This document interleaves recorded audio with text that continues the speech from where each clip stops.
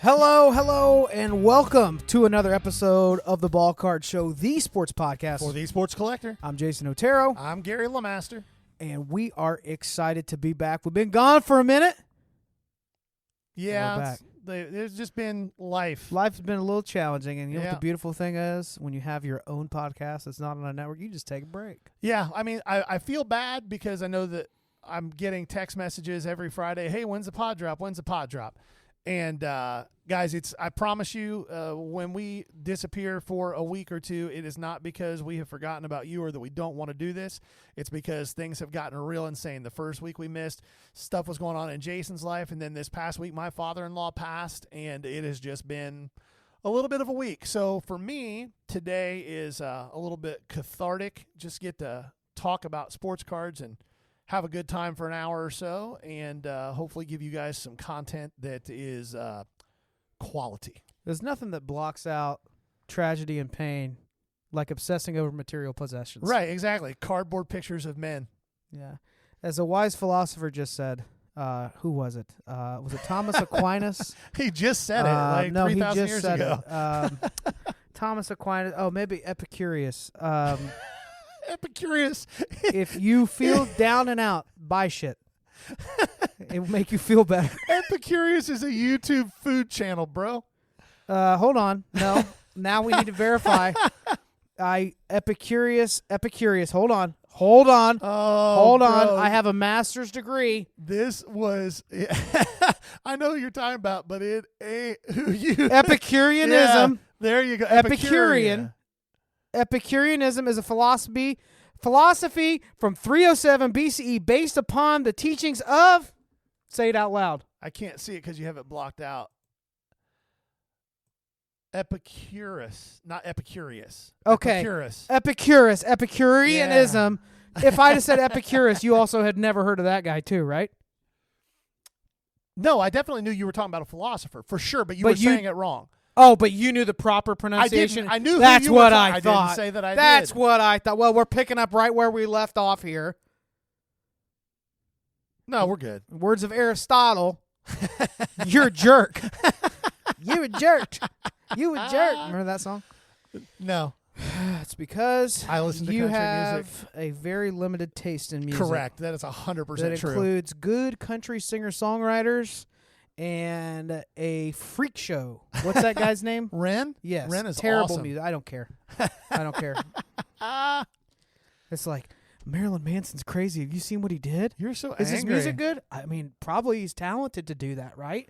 Is he? I don't know, but he's got cool T-shirts at Hot Topic. We should all do it, right? That's not how that like works. sharing a weird guy on YouTube is like the new version of a Hot Topic T-shirt. Is that what it is? Ain't nobody else edgy enough to like this. I'm gonna share it. Well, if So- you guys like really interesting, unique art style music, go check out Ren. R-E-N. It's You've really already good done stuff. this. You've already done this. They've had months to check it out. They've all Yeah. seen the post. They saw the TikTok videos. They're like, "Oh, that's cool. Wait, this is 8 minutes long. Oh, it's not that good. It's not that good." But it's just one song that's that There's way. only one band that ever had a song worth being 8 minutes long. Oh, won't you fly high, free bird? You know what I'm talking about? Yeah. Ain't nobody ever been at a concert like, Ren, play that 8-minute song. Oh, I disagree, but that's all right. It's okay. It's all right. We're back. Hard start to the episode there. That felt like an inside joke. If you're a new listener, I apologize. We are going to talk about sports. This is the sports podcast. For the Sports Collector. All right. Let's jump right in. We had a little bit of fun a couple weeks ago. Got a chance to go up to the Bengals-Browns birthday weekend for both of us. Yeah, it was good times. And we went up there, and Fanatics hooked us up. We were up in a suite through Fanatics Sportsbook, right next to the Chubb family, as Yes. Nick Chubb was coming back, which was really First cool. game back. It was the Deshaun Watson career-ending injury game. Right. I was neutral. I wore my high school hat, the Jug Rocks. I did not. I wore my Bengals gear. You had Bengals gear. There was another big Drew had buddy. Bengals gear A buddy on. had Bengals gear, and we walk out, and we were surrounded by nothing but Browns fans. First play, They run it all the way back. Touchdown. I am losing my mind. He's like, yeah. And he looks around. He's like, oh. Well, what was your favorite part of the whole day? I know what it was. There were so many great moments. Well, okay. Well, we walked in. Favorite moment of the game was when we walked in. You guys are just walking past. Nobody notices. Flavor Flav's right there. It's Flavor. And I look, and the guy's got to be, I got to look up his height, but I felt tall next to him. Had the clock he's a on. It was tiny like dude. so obvious. Super nice, friendly, had security with him. And I should have asked for a picture. I was just kind of starstruck. I was like, I love you, man. And you laughed. And then away. Jason's like, hey, did you guys see? That was Flavor Flav. And And they're like, sure, bud. Todd sure. and I were like, yeah, okay. I guess that's cool. It's very cool. I was more worried about getting to the suite. We saw Foreigner walk by. Yeah, we did. But I was more excited to get to the suite and eat the food. And, It was a fun day. yeah, it was good times. And to cap things off on the way home, so I hit a 5-leg parlay on a $10 bet. I won $150. I put that into a break that broke the Saturday before the game. I got the Dodgers on a case break of Topps update. I hadn't watched it yet, so I thought on the drive back from Cleveland would be a good time. And wouldn't you know it, I hit the Yoshi to 5 out of the silver pack Yeah. just in time for the World Series. So it was a fun day. Anybody wants a really awesome Yoshinobu Yamamoto card, Jason's got it for sale If in you're his eBay store. A Dodgers Go fan, make an offer. You got it. Yeah, you got to make an offer. There's It a is number. pretty clean. There's a number there, but make an offer. We'll have a conversation. I'm in it right. So by that I mean I'm in it like $10-15, whatever that bet was. So Yeah, I'll double you up right now. that is my new way of Getting into breaks. yes. So I'm going to waste a bunch of money on gambling. Some say breaking is gambling. However, not if The gambling happened You're- first. you're gambling with winnings from gambling. How many losses from gambling do you have to have before you get the winnings to go into the break? It's like I quit drinking. You did? Well, just beer. Yeah. I feel like there's some trigonometry involved in this whole process. Or your buddy that drinks too much and they're like, I've learned my lesson. Oh, really? You slowing down? Only top shelf from here on. Can't get a hangover. But yeah, hit that on the way back. World Series, I've got to say, let's just kind of jump into this. I don't think I've been sucked into a World Series like this in quite a long time. It was a great one to watch. I watched every game, and the most gratifying thing for me, and I've heard a lot of people say that the Yankees got exposed, whatever else, because they just had a cakewalk getting there. I don't think that's the case. I think we saw Aaron Boone go full Aaron Boone multiple times. He's one of the worst managers in baseball. And then we saw mind-numbing mental mistakes, just absolutely mind-numbing mental mistakes by players. Aaron Judge was bad for the first 3 games, like really bad. But then you had other guys stepping up. Anthony Volpe was really good. Gleyber Torres was really good. The Dodgers, though, their pitching staff showed up. Like that was where everybody kind of thought they were weak. Walker Buehler looked like the Walker Buehler that we all thought was going to be a superstar 3 years ago before he started getting hurt. Yamamoto, who had not really been healthy most of the year, that Game 2 start was filthy. And then what else can you say about Freddie Freeman? Listen, if you don't like Freddie Freeman, you're not a baseball fan. It's that simple. Yeah. If you don't like Freddie Freeman, you don't like baseball. Like that dude embodies everything great about the game. One of the coolest moments, he hit that walk-off grand slam, and as soon as he crossed home plate, before he celebrated with his teammates or anybody else, he went straight to the fence, straight to the net, gave his dad a big hug. You know, a lot of people don't know his story with his dad, but his dad almost died when he was like 12.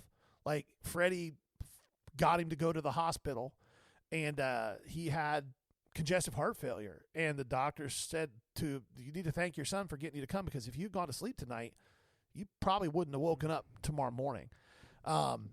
And from that point on, his dad was at every practice throwing batting practice to him, 3-4 times as much as any other kid was getting batting practice. And he played that whole World Series on an ankle that I think 99% of humans would have been on crutches with.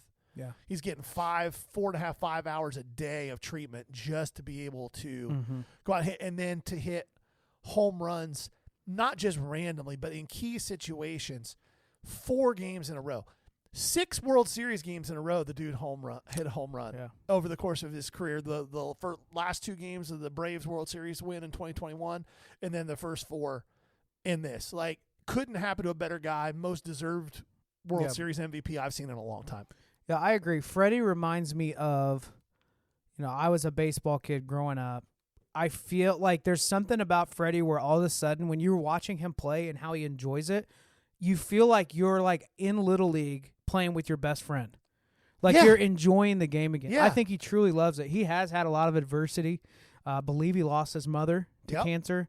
His son has a disease called Guillain-Barré, which my mother also has dealt with throughout her life and had it. It was really challenging for her in her childhood. And I just think what you see is what you get. One thing I noticed that was really unique, and I'm not a sports psychologist. I could be wrong. And it's interesting how much fun you're having when you're up 3-0 in the playoffs, in the World Series. However, I would argue that it really seemed like there were 2 very different mindsets with those teams. You look at Shohei, right? You look at Freddie Freeman. You look at Mookie Betts. You can go through most of that lineup and say, mentally, these are guys that just don't get shaken and don't get emotional. Now, let's head over to the Bronx real quick. Juan Soto, emotional mess all the time. He swings recklessly. When he connects, it's a beautiful thing. He swings recklessly, but he puts the bat on the ball a lot. Like there's some guys. You know what else he does? Puts the glove on the ball, then puts the ball on the ground, then puts the ball in his hand. That was Aaron Judge. Then puts the ball in the air. But that was Aaron Judge. All I'm saying is, especially the first 2 games, Soto's glove was just as. Hold on now. You got your monologue. You got your Gettysburg Address. Let me talk. I noticed a distinct difference between the 2. Game 1 might be my favorite Game 1 that I've ever watched in the World Series. It was unique in that you had a full-out pitching performance and a full-out hitting performance in the same game. Like those first, 4 or 5 innings, you're like, oh, this might be a 2-1 game at the end. Yeah. And then the bats started connecting, but the pitchers were doing what they wanted at will. Flaherty had some type of, that slider he has that the bottom just falls off, but it's also cutting across at like 10, 12 inches of break. And it's, by the way, unless you have that Pete Alonso golf swing that's like a 1 for 5 chance, like you're not touching the ball. Right. Garrett Cole, just when you think he doesn't have anything else, shows command. Shoving. Yeah, shoving. Now, did he get teed off on? Yeah. Was there a mental error? Yes. But let's be honest about one thing.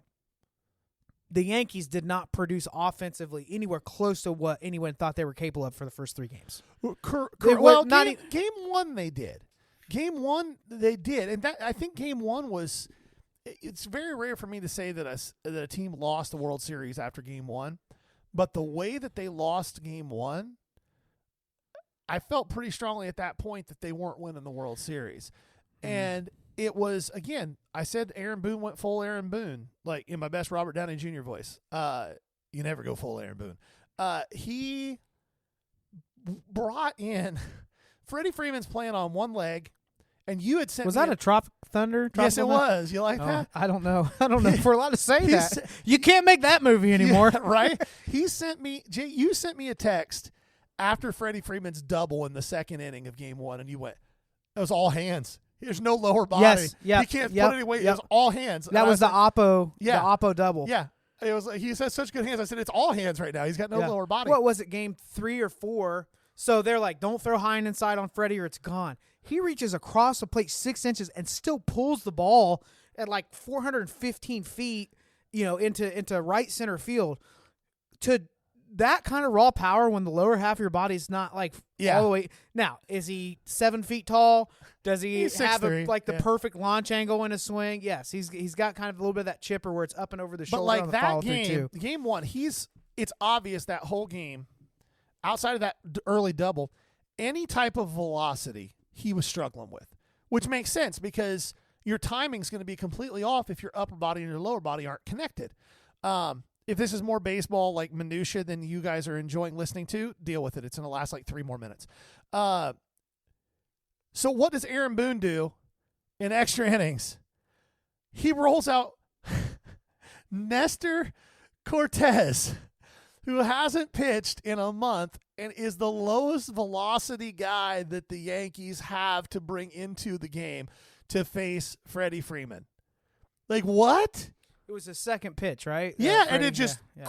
crush grand slam walk-off. Like, and It was he missed. He missed the spot completely. well, but that's the thing. Yeah. What did you think was going to happen? He hasn't pitched in a month, and he tops out at 93. Well, who else got brought in later in the series for they're coming back from injury? Was it a starter? Why am I going blank? It's a big name. Well, I mean, Rodon, but that's Rodon what I was pitched. thinking But Tommy Kahnle was the other guy that they kept bringing in. Tommy Kahnle threw 47 straight changeups. Yeah. At some point, Major League, I don't care how good your changeup is. At some point, a Major League hitter's going to go, I'm going to sit on Yeah, this. you got 1 or 2 innings of that. You can't. Yeah, you can't do it for 4 games in a row. Can't be the plan. And he did. Yeah. So anyhow, that's baseball minutia, but great, fun World Series, especially for a series that ended 4-1. Iconic series, Dodgers, Yanks. And the deciding game was insane too. Like Garrett Cole shoving, the Yankees are up 5-0, and then the 5th inning happens, and you're like, how did they just score 5 unearned runs? It's 5-5. Garrett Cole does not have an earned run. But like in both lineups, it's really impressive. But on that Dodgers lineup, like we're talking like early '90s, mid '90s Bulls good. Well, you don't have a hole in the lineup till the 7-hitter. Who was their weak link? Max Muncy? Tommy Edman.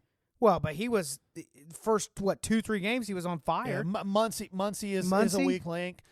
Now he had some tough defensive plays, but Well, so did Will Smith. Will Smith's one of the worst defensive catchers I've ever seen in my life.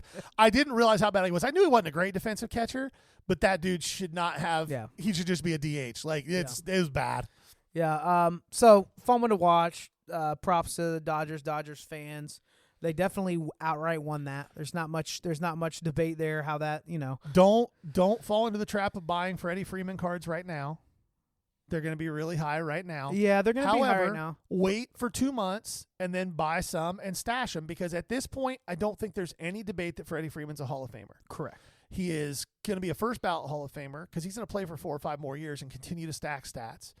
And he's a very popular player for 2 fan bases because Atlanta fans still love Freddie Freeman. 3 fan bases.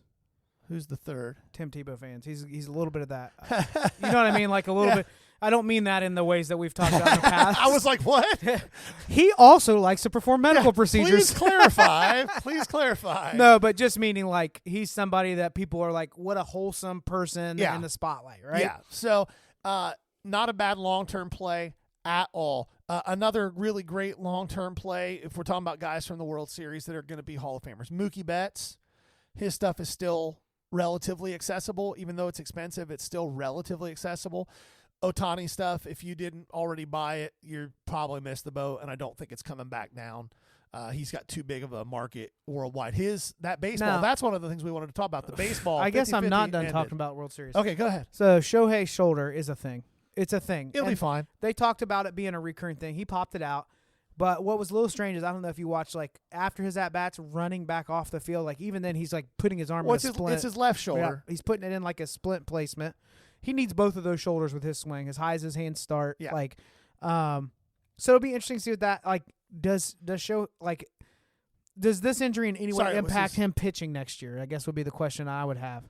Um, You don't need him to pitch, but the world wants to see it. yeah, I think that it was a minor dislocation that he didn't miss any at bats from. Was it painful? Yeah. But at the end of the day, what's going to end up happening is it's just going to be a question of strengthening the muscles around that so that it doesn't continue to. It's not a situation where it's just like randomly falling out of the shoulder socket. He slid into second base and got jammed. Right. So it's not. It was an something that- awkward. It was an awkward way for that to happen. Yeah, too. yeah. So I don't foresee that being something that is a crazy like, oh, his career is now on a completely different trajectory at all. Until that happened, he was not terrible in the series. He wasn't great, but Aaron Judge also wasn't great in the World Right. Series. So, all in all, really, really fun World Series. But speaking of things that happened hobby-wise that are related to what we were just talking about, the Ohtani 50-50 ball finished. 4 point what? $4.45 million. Taiwanese company or holding group or something? Like that? No, I think it was an individual. My understanding it's a guy who owns one of the big like Temu or type things. That's why Ohtani stuff is never really going to drop. His market is worldwide. Prestige. It's not. Worldwide. Yeah, it's not. It's not. We're not talking about a situation where like Trey Turner fans are relegated to like Philadelphia. Like Right. this is a worldwide dude who's transcended just the sport. And if you didn't buy his stuff, you're gonna pay for it now if you want it. Is there still room that it's gonna go up some? Yeah, but you're not seeing the gains you would have if you'd have bought at the beginning of this year or even last year when he first got hurt. Like you're not gonna see that anymore. Yeah. His like on my low end store, his stuff, like his $2 to $4 cards are still flying. Yeah. I can't keep them. I have a SKU that's almost completely wiped out that was just like Heritage and the 89 Redux. You know Right. how those inserts, Just gone. Yeah. Not going to change. All right. Let's move into something I saw on, I believe it was on scrolling through TikTok or Instagram, but Nat Turner had a brief video where he's talking about current Fanatics products. Nat Turner owns Collectors Universe that owns PSA. Just in case you weren't aware. But it was essentially, and I may misquote the exact verbiage, but what he was saying was it's a losing game to open any products. No shocker to us. Then he said something that to me was a little bit interesting, given his role. He said, especially this year, which feels a little bit like a dig. I wonder if there's a little bit of love lost or if he just happens to open enough but he's not wrong. Let me give another example. We talked about this and in the last episode, but just this morning we were looking this up before we recorded. Some of these like of 15, of 25 Wemby rookies out of Mercury are going for nothing, like $200-$300. Yeah, it's like we were talking about. It was a product that, like you said it best, never should have been made. But if it was going to be made, it's a $1,500 to $2,000 product. It is not a $9,000 product. Yeah. Like you had the one numbered to 25 that was the jersey was from his 1,000th point game in a PSA 9, a thick card pat. That's a great grade, and on it that. went for $2,800. It's around $3,000. Yeah, not enough. Yeah, no, nowhere near. Like people buying that box, they thought that was the card that got them into profit. Now, if you're me, in 2-3 months, what you're going to do is this: you're going to find some of those low numbered ones that might be ugly, and you're going to buy them, maybe like of 50, of 75. You're probably going to be able to snag some of those for like $100 to $200. Of the non-auto cards in that set, there's one that I think will end up long-term, assuming that Wembanyama ends up being who everybody hopes he is. The Wingspan card will end up being an iconic one. There's a few inserts that are like SP or SSP that are cool, but I just think this, if you are on a budget trying to get a low-numbered Wemby, that's probably going to be, ironically, Mercury will probably be one of your better options on a low-numbered Wemby because the license stuff is going to get insane. And it's from a set that there is going to be, what's the word? Provenance, because of how expensive it was when it released. Now, I'm not saying this is exquisite. There's no comparison, right? But what I am saying is it's something that there will be a perceived value, whether that's true or not, down the road, just because it was a hard set to get. Where do I think a card lands that's $300 right now? Probably $100 to $150. I still think it comes down a little bit. But yeah, so Nat Turner's talking about this product and how tough it is to hit out of that. Well, I wasn't even specifically just that product. No, not that product, but in general. In general. And as somebody who grades, well, they make their money when people send in cards that they think are worth grading. And if people are ripping boxes and not hitting cards worth grading, that and the days of people sending in 100 base cards to grade are gone. Everybody has finally figured out that there is no profit in that at all. So they aren't doing it. Mm-hmm. So PSA is seeing probably a slight decline because the odds and the return on investment from ripping is just not it's not there. For someone like you with a high volume, low dollar eBay store, ripping like you ripped a box of Allen and Ginter. Yep. And you're talking about getting a case to rip. Something like that for you, a set that is a set builder set that people will buy just to build the set. It's really hard for you in your situation to lose money ripping that. And only because I have softwares and systems in place Yes, that's my point. that allow me to process it in a reasonable amount of time. Yes, that's my Yeah. point.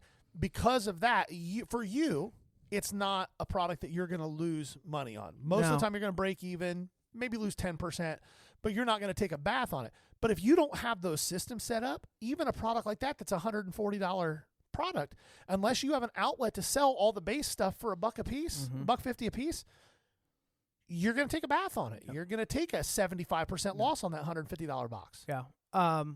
Now, yes, I can break even. Before I had this store, would I ever go buy Hobby, Allen and Ginter? No. Do I think it's a pretty product? No. Is it weird and is that kind of cool? I guess it's The interesting. X-ray cards you found in there are cool. The one that I wanted, somebody hit one of those Tim Robinson autos, and I was like, "Oh, that's sweet." That'd be. And I don't really buy like celebrity cards, but that would be one just because I think he's hilarious and I like his shows and all that. But so I hit somebody. I was like, "Hey, I might be interested in buying that," and I see it in the store for $350. I was like, "Oh, this guy's trying to fleece me." Then I look. That's what's on eBay. Everything this week is $350 on the Tim Robinson. Yeah. I'm curious what the Jaden Daniels, who signs in that product, will go for. Big. And I did see the Shohei Rip Mini 1-of-1 super hit last night. I didn't see that. So that'll be an interesting one. So I had a brief moment of panic. I hit my first rip card. It was a Royce Lewis to 99. I yelled for my wife. Actually, she wants no part of cards unless there's a hit, and then she loves the suspense, which is awesome. Because she honestly got me back into wax. She's the one that started buying me Prism Blasters 2019, and it was like we could hit $500 in any pack, right? Yeah. So I brought her down. Not the cards. I start to do the rip, and I see a Dodgers hat. This is the day after the World Series ends, and Leslie, come here. So she even records a video of me being like, "Here we go, blah blah blah," and I start to pull it down. I was like, "It's Kershaw. Could be worse, I guess." And then I pull it down, like it's not numbered. It's just the insert, Mini, which apparently is short printed, but fun product. Anyway, the point is, most people are going to gravitate toward Cosmic. They're going to gravitate towards licensed products, and they're gonna like Cosmic is a highly volatile product. Yep. They were told to shorten the checklist, and they said, "Okay, we'll shorten it," but they didn't. What they did was they shortened the number of players, but expanded the number of variants for each card. Which, in some ways, I guess, is if you want to collect a base, you could do that base checklist. And honestly, those base rookies sell at a little bit higher liquidity than some of the other ones do, just because it's more expensive. Yeah. They're pretty. They're a little more expensive. They're shiny. Remind me of, get the Topps Finest vibe with those kind of. But yeah, some of those. What was the F10 that you picked up recently? It's gorgeous. Oh, the Jordan Lawler Stars in the Night. Stars in the Night. It's got a black frame around it, which it's numbered to 10. I like SSPs that are going to be tough grades, and black on the edges is going to make for a tougher grade, and I think that's a good thing. I want it to be rare that you not only got that card at 10, but to have a 10 is tough to find. Yeah, and the thing with, and I think that's called the midnight parallel. But again, though, one of the things we were talking about, I bought those cards from a seller on Facebook. I bought the of 10 Jordan Lawler, who is still a top 10 prospect in baseball. Feels like he's been there forever, but he's only 22. And I bought the of 25 variation of his true rookie from the same guy. And I got him for what felt like a steal because there weren't really any comps. And here's a tip for you guys out there, unless you're selling to me. If you're selling to me, don't do this. Just continue to do what this guy did. If you can't find an exact comp on the exact card that you're trying to sell, don't panic and just throw a low number on it and hope that you're right. Go look and see what that player has sold for in a different similar set. Or if you can't find that, think of a player, a prospect, whoever, a rookie who is a similar stature rookie, and see if that guy has any sales. Mm-hmm. This particular card, Junior Caminero, his of 10 Stars in the Night, the midnight version, sold for like $475. I got this Jordan Lawler for like $100. And it was just what the guy was asking. And I said, yeah, I'll take it. And that guy cost himself money because he didn't just take some time to check in different spots for things. Yep. don't do that to yourself. Like, find some similar stuff. And if somebody's not willing to accept what you find, don't get offended by it, and don't back down if you feel strongly about your valuation. It's okay to say no to somebody. It's okay to be like, hey, no big deal. I'm just not willing to sell it for that. Yeah. You know? I'll start with that exact card parallel, same numbering, and just enter that card to see what pops up.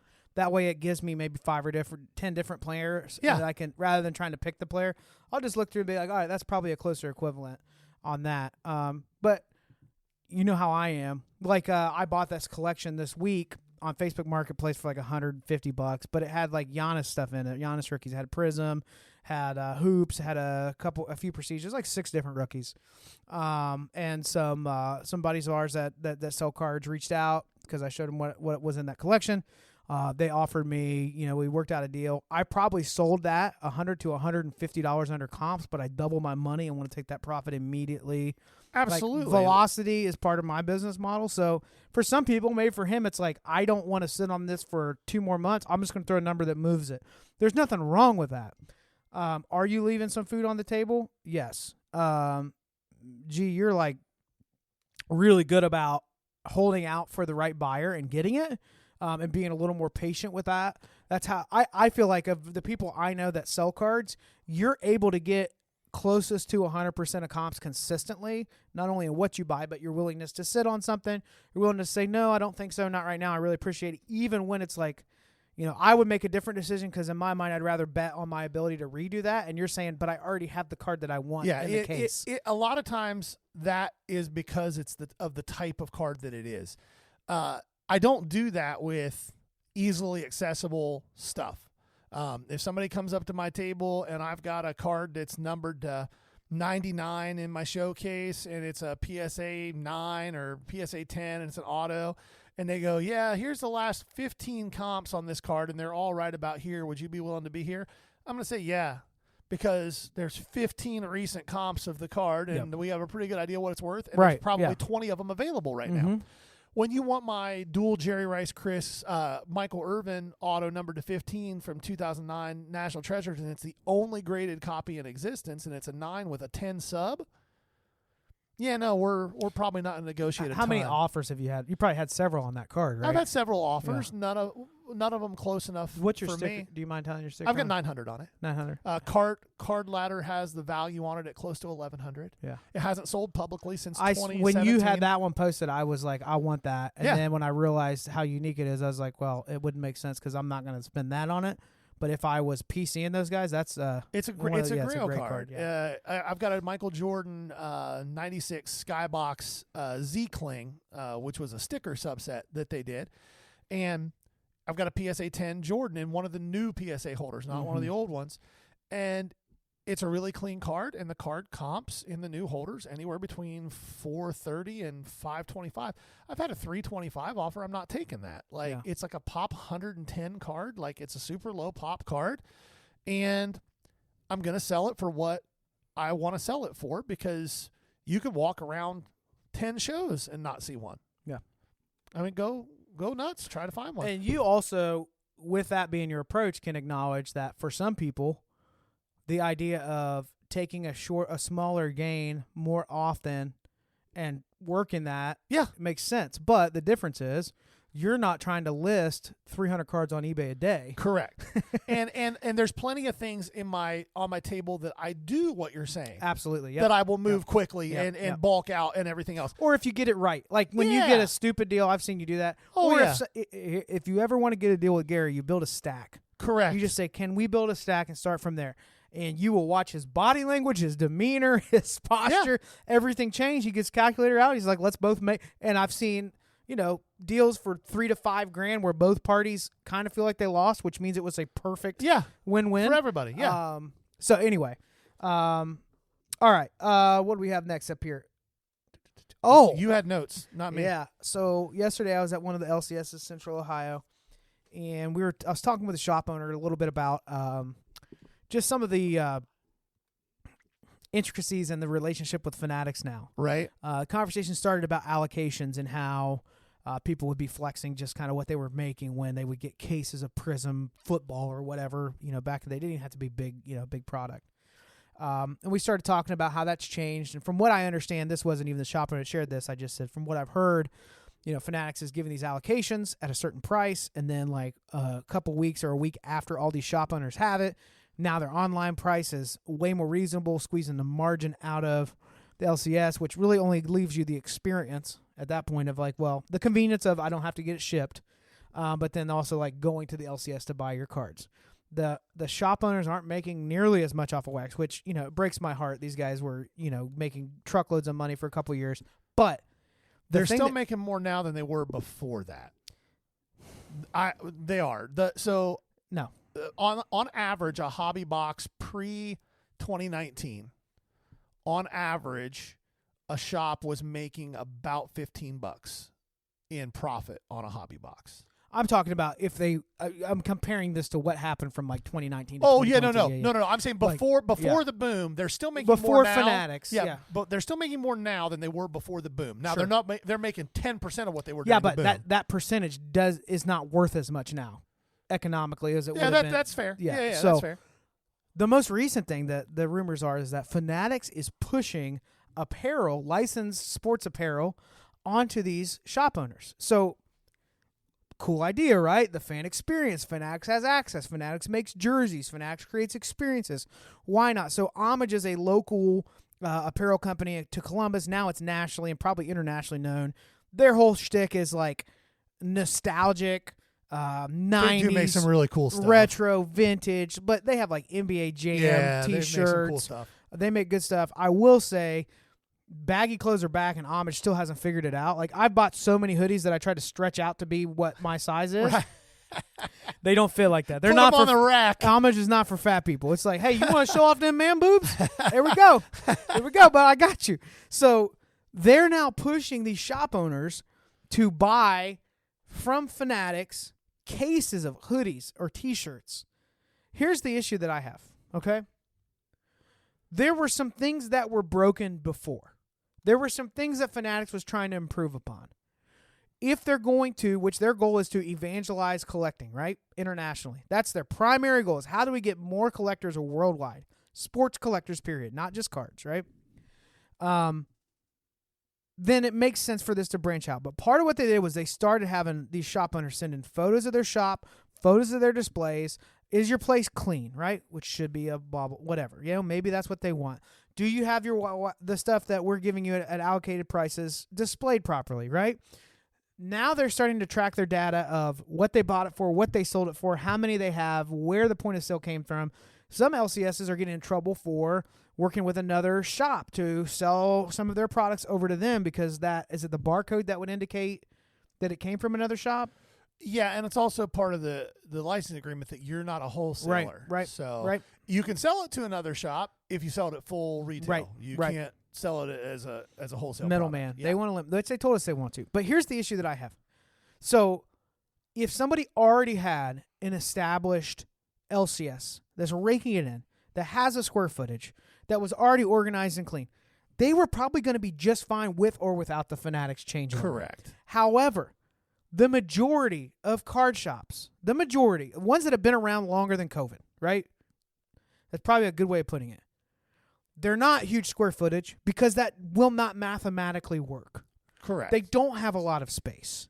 They got a row of boxes, maybe a table that's got some singles that are low end, and then they have the display case and wax on the wall. One of the biggest sellers of sports cards in the Eastern Seaboard is in Jacksonville, Florida. It's a shop called Dick and Jane's. Mm-hmm. Guy that owns it's owned it for 40 years.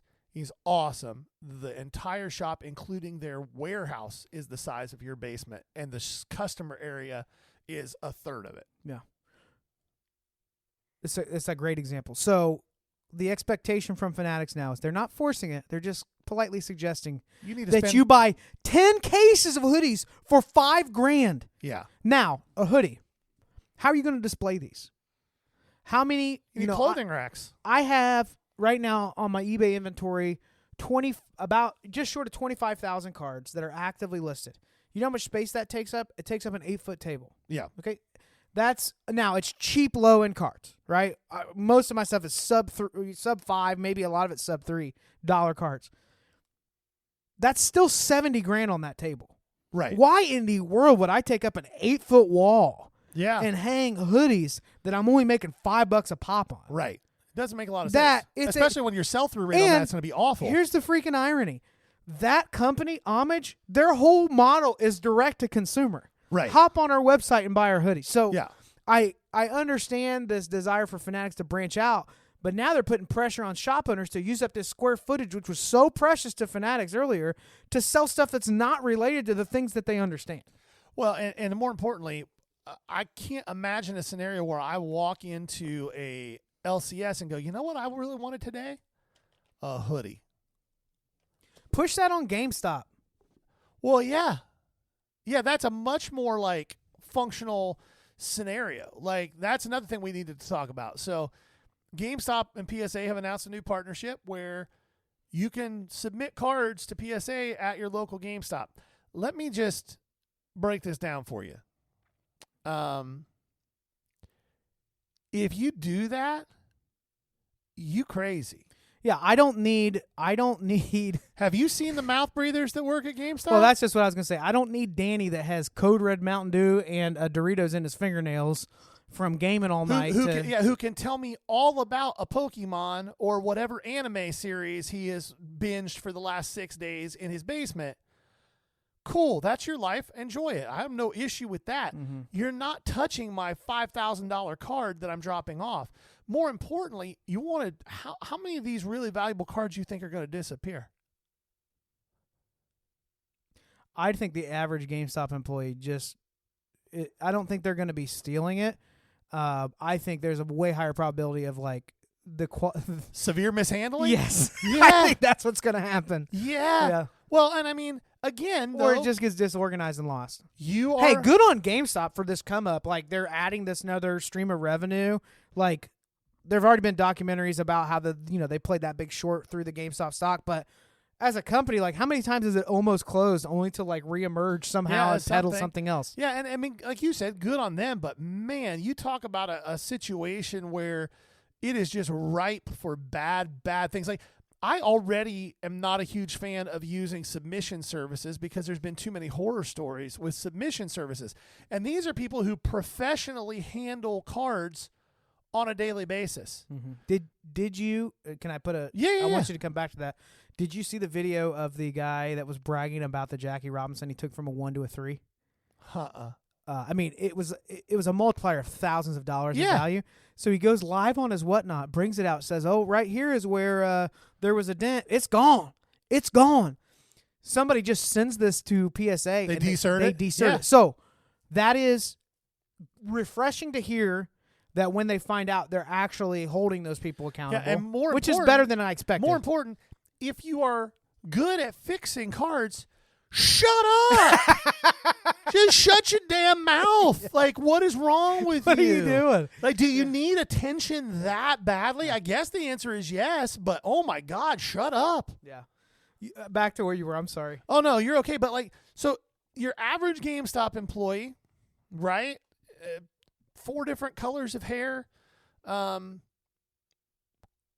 makes probably $16.25 an hour, and has to deal with either children and parents or other nerds all day long. Somebody walks in and says, "Hey, I want to submit this card to PSA." Okay, cool. And they start asking all the questions. What is the card? What's the value? Because you have to put a declared value on the card. Oh yeah, the declared value is $7,000. Well, now you owe us how much? Well, no. Now it's, you don't think that person went, that's more than I make in 3 months. How does the insurance process on this work? Like, I think we're asking for bad things to happen to nice stuff. Could be. I think we're asking for it. Do you really I think we're Hold putting on. people in a position where the temptation might be very difficult to overcome. Here's the good news. Fanatics has become so ridiculous with the pricing and what you can hit that there's not going to be that many people that don't know what's going on that hit that card that would be graded. No, for and sure. anybody that has collected, here's where I could see a benefit. If I had a bunch of like lower end stuff that's like $20 raw, grade it, and if it 9s, I'm at 80. Sure. But I don't think that most people. You get into 4x multipliers on PSA 9s? I'm just working a scenario. Okay. Here, you know, just chill out. All right. My goodness. You could tell I don't grade a lot. My point is I could see myself doing that with lower end stuff if it's convenient, right? But I wouldn't because I know how to submit directly. Yes. It's more convenient for me to sit down in front of my computer. Now, is the pricing a little bit better with them? No, it's the same as if you have a PSA membership. And So- by the way, if you're going to submit stuff, guys, just pay the $99 a year. So here's what I would say. For your first go around, if you want to put up cards that you don't think are worth a lot of money, but you just kind of want to dip your toe in, sure. But do not take a high-end vintage card. Do not take your grandpa's mantle to GameStop. Don't do it. Do not take your Aaron Judge auto numbered to 10 or your Patrick Mahomes rookie or anything of any value at all. Submit that stuff yourself. Yeah. It ain't hard at all. It's intimidating for a lot of people. I know some people that have gotten into collecting in the last year to two that are like, I just don't, because that's what they've been told. You need to go through an LCS. You need to go through this influencer. You need somebody to submit it. You need the card juice on it. You need to, you know what I mean? Here's why I don't understand that. And I'm going to walk everybody through this so they can understand how not intimidating it is. The only thing that you should be intimidated about when it comes to submitting a card is this. Do you have enough knowledge to be able to at least reasonably pre-grade the card yourself? Do you have enough knowledge and enough equipment? And here's the equipment that you need. A camera phone or a magnifying glass and a light. And here's the X factor for a lot of people. They don't really want to calculate the money that they're going to have to spend to send off 10 or 15 cards. It does cost money. It's a real cost. Yeah, it's $16.99 times 5. Yeah. Like I think most people don't account for that Right. that are getting into it. Right, That's what I'm trying to say. But what I'm saying is, so if you're intimidated by this process, here's the process.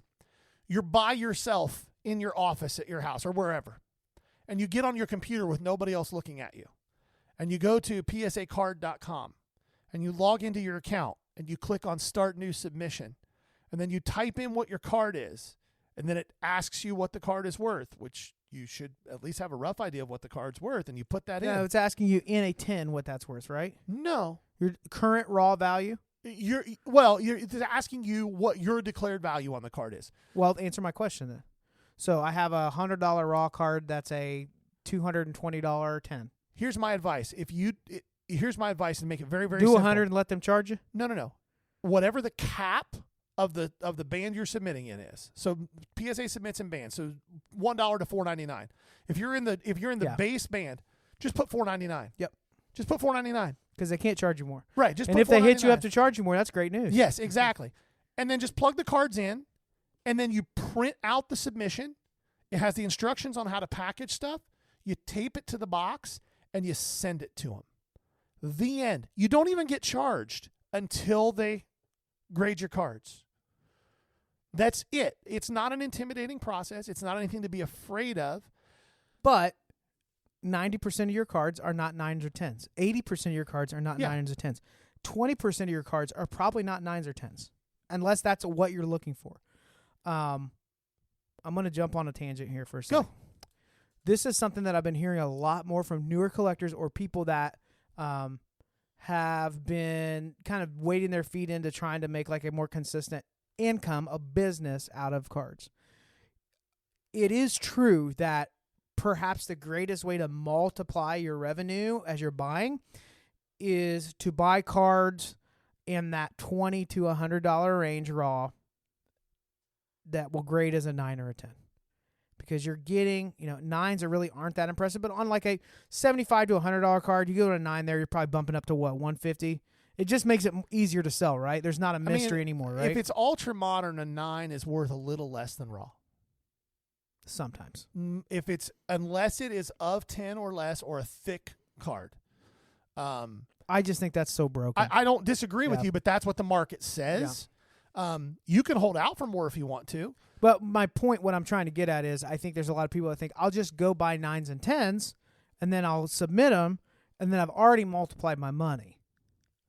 And what's happening is they're buying raw a little more aggressively than they should. They're buying it at an 85% margin because they believe it's probably going to 10.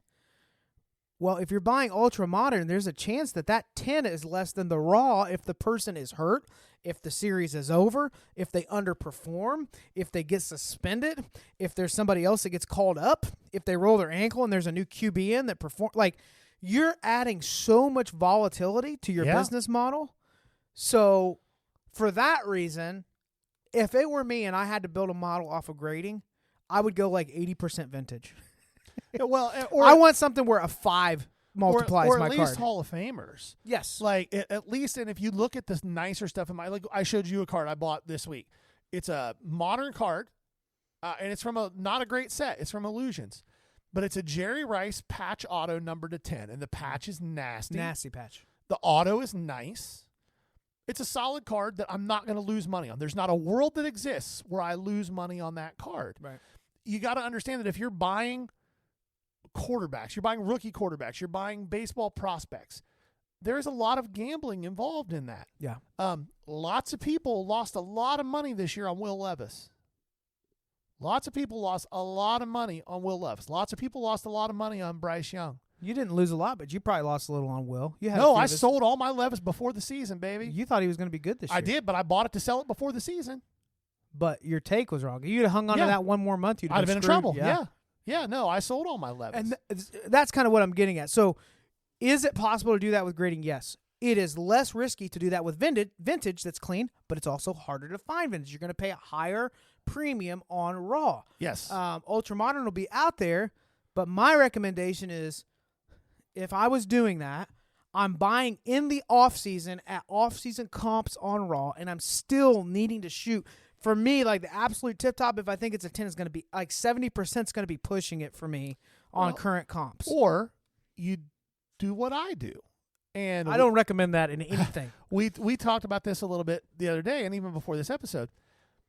I can't tell you how many people, either in my Facebook messages or talk to at shows, that are, how do you buy where you buy at the margins you buy at? And it's actually really simple. I believe that I'm able to do it for 2 reasons. 3, really. 1, and this is reason number 1, people don't have any idea how to deal with somebody who is shockingly transparent. I will tell somebody exactly what sticker I'm going to put on the card I'm buying from them. No matter what my offer to them is, I will tell them, this is what I'm going to sticker it at. Here's why I'm offering you what I'm offering. If you don't want to sell it at that, I get it. It's no big deal. And then I move on. I don't stretch myself. It's just a piece of cardboard with a picture of a dude on it. Unless it's a one of one, something that I'm never going to see again, I'm not stretching myself. And even then, I might not stretch myself. The second reason is because I'm 100% willing to walk away from a deal. It doesn't bother me. It's just not going to be a good fit. And then this is the last reason, and I think it's the biggest reason. Most smaller to mid-size local shows, and when I say smaller to mid-size local shows, I'm talking 80 tables or less. I usually have more cash on me than anybody in the room. Might be 1 or 2 other people in an 80 table show that has as much cash as I have on me, or as much liquidity as I have available to buy the type of stuff that people are bringing to shows. So if you're coming to a show and you need $1,000 for something, and I've got $1,000, and you might have $1,600 worth of cards, but nobody else has $1,000, I'm going to win if you need the $1,000. Here's the other thing. If you're trying to source this stuff, let me give you context. This works for Gary. There's a reason. Gary also spends probably about 40 to 60 hours a month at card shows. Yeah. With a table, with inventory, with walk-up buyers. So there is a bit of a volume game. Like, he's going to have enough reps where, he may say no to 9, but he's got 30 people coming to the table that day. Or he's already talked with, and not only that, his mind probably, and it's fun for you, so it doesn't feel like work. But not at all. I mean, is it conservative to say 15 to 20 hours a week are spent scouring for probably a lot more than that, if we're being honest? I'd say 20 to 25. Yeah. So now we're talking 60 to 80 hours a month where you're either, it's not only buying, he's selling at shows too, but that time there's dedicated time to doing things that way. Yes. Most of us, I will be the first to admit, I am so detached from that cardboard like you're talking about that I refuse to spend that amount of time. Well, here's for a that perfect example. percentage. You've had a couple of cards, including that the Yamamoto. Yep. Where I've said, why don't you line that card? You'll get what you want out of it if you line it. And you're like, yeah, I'm not going to spend 3 or 4 hours working a line. I detest tracking down people to get a $10 spot for a $100 roll for 1 out of 20 spots in a card. That You just run bottoms to fill. You don't have to do what you're talking about. It's literally just bottom. If you want to sell $700 for that card, 10 spots at $70 a piece, and then you run bottoms to fill, and it's 10 spots in the bottoms. The bottom 2 people pay $35 a piece. Yeah. How many of those would you run? And to fill that line, you'd run 6 or 7 of them, Yeah, but they would probably fill it. You'd have 2 or 3 hours worth of work to make $700. Yeah. So, I've actually done a little bit of math on what my time is worth. But again, like you said, I don't think of this. When do I need to run that? Probably in the evening.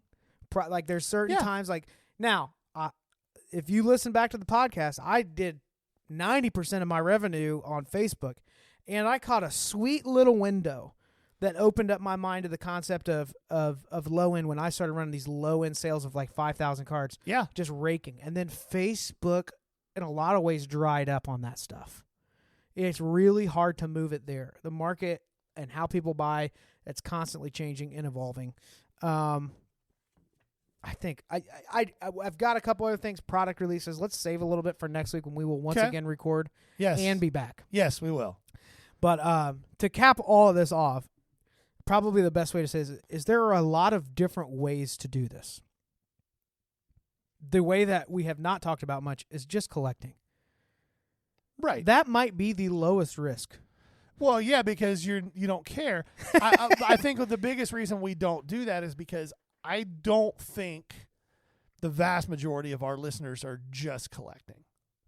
If they were, we would not get the questions that we get on a regular basis. I think the vast majority of people who listen to our podcast or listen to any content around this, who watch YouTube channels around this world, they are collectors who are looking to fund their collection by doing the stuff that we do, at least on some level. And that's a great way to be a part of it. It keeps the ecosystem of the hobby healthy and growing. You sell the stuff that you don't collect. It's easy for me because I only collect 2 things. Yeah. I feel bad for the guys who PC Patrick Mahomes and Luka Doncic, and And I rarely believe that there's that many that actually are PC. No, they're not PC. No, they're going to sell that as fast They as just they want can. liquid stuff. Yes, which is fine. They want to show it off, which is a whole nother conversation. But this is a quick reminder: buy what you like. Yes. Sell what you want to sell. Set your margins. Be realistic about it. Be patient when you need to. If your model is different, then sell it, take your margins, and roll it back in. But you better actually put the money back in there pretty quick. Yeah, and if you are like me and what you enjoy the most about this hobby is the hunt, like I don't really care what I buy. People ask me, what do you buy? Anything that makes sense. Yeah. I will buy anything that makes sense. And some of my most enjoyable things are things that I have bought that only sold for $20, but I got them for $1. Mm-hmm. Right? Like that's the fun for me. Yep. Yep. Do what's fun for you. Yep. Speaking of fun, today is November the 1st. If you're catching this before the 2nd, Gary and I will both be hanging out down at Xenia. He's setting up. I'll be roaming around, buying, chatting, farting, watching, literally farting and farting around, watching a little bit of the Buckeyes get rolling. So stop by and say hi to us. I will have a few cards on me. I'm not really setting up, so hopefully I'm trying to move that Yoshi before it's complete off season. If not, I'm probably just going to send it off and get it graded. Probably swing by GameStop real quick, take care of it. But hopefully we'll see you out there. Anything else coming up? No, I think that's about it. Nothing insane. November 16th, new show that's happening at the Jeffersonville Outlet Malls in the old Nike building. It's going to be a really great show to attend. The dealer list is pretty intense, and it was invite only, so it wasn't just any. You're not going to see just random dudes with $50 worth of cards sitting out on their table. It's going to be nice stuff. Most of the bigger dealer names in the Midwest are going to be there. Card Collector 2, Great Sports Cards, the Ball Card Show, Four Bagger, Twins and Friends. Like the names that you see at most of the big shows are the names you're going to see there. Cards Across America is going to be there. It's an 80-table show, and Brent Shannon's running it. Shannon Sports Cards. It's going to be a really good show. So. Yep. Make sure you come out to that one. This has been the Ball Card Show, the Sports Podcast. For the Sports Collector. Bye now. Peace.